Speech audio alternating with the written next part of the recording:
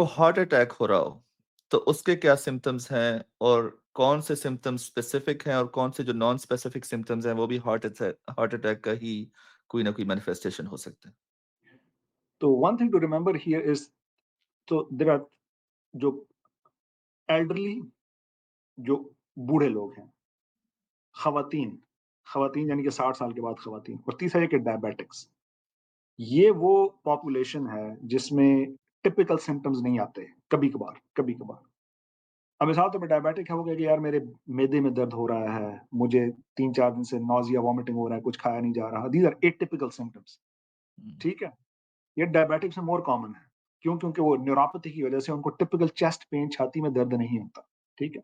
हुँ, तो अगर तो there is something which is not your normal, that has to be taken seriously. ख़ास तौर पे डायबिटिक्स में बहुत कॉमन है। हुँ, जो एल्डरली और ख़वातीन हैं, उनको कभी-कभार एटिपिकल सिम्पटम्स होते हैं। एटिपिकल सिम्पटम्स क्या हैं कि उनको, मतलब एक हमारे ज़हन में ये अमूमन बैठा होता है कि जी छाती में दर्द नहीं है तो ये हार्ट अटैक नहीं है। तो अब जो हुँ, एल्डरली और ख़वातीन की बात हो रही है, they tend to have more atypical symptoms. क्या है जी, उनको हर वक़्त साँस चढ़ी हुई है, कि they can not do anything without being short of breath, ठीक है?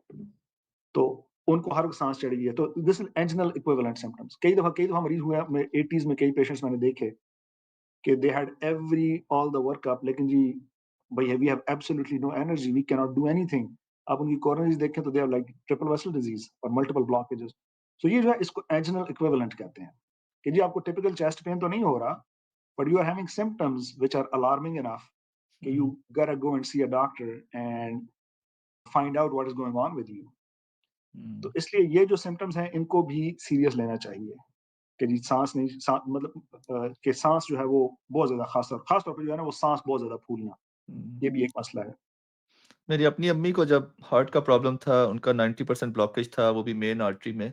तो उनका भी सिम्पटम साँस का फूलना या शॉर्टनेस ऑफ ब्रेथ ही Yes, था। I उनको remember you typical told me. Chest pain या crushing chest pain, radiating to the arm, इस तरह का कोई सिम्पटम नहीं था। तो ये Yeah, बात I आपने बहुत remember. इम्पोर्टेंट की हाँ, कि ज़रूरी नहीं है कि चेस्ट पेन हो तभी आप हार्ट डिज़ीज़ के बारे में सोचें।